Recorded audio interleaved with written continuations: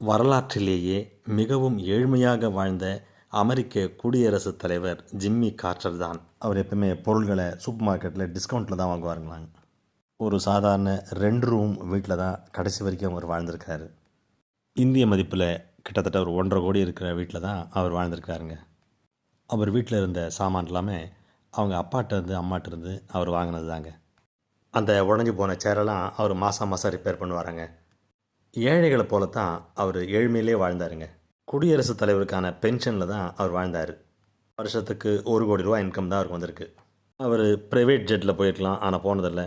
சாதாரண ஃப்ளைட்டில், அதுவும் எக்கானமி கிளாஸ் தான் போவார். அந்த தள்ளாத வயசுலேயும் க்யூவில் நின்று தான் அவர் ஃப்ளைட்டே ஏறுவாருங்க. தனக்கு எந்த சிறப்பு சலுகையும் வேணானே சொல்லியிருக்காரு. ஒரு 25 வருஷ பழைய செகண்ட் ஹேண்டு காரை தான் அவர் கடைசி வரைக்கும் ஓட்டிகிட்டு இருந்திருக்கிறாரு. ஆனால் அவர் அவ்வளவு தான தர்மம் பண்ணியிருக்காருங்க.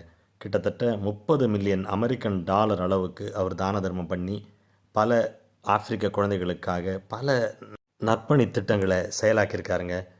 பல வீடுகளை கட்டி கொடுத்துருக்காரு. அவரே பர்சனலாக போய் பல வீடுகளை கட்டி கொடுத்துருக்காருங்க.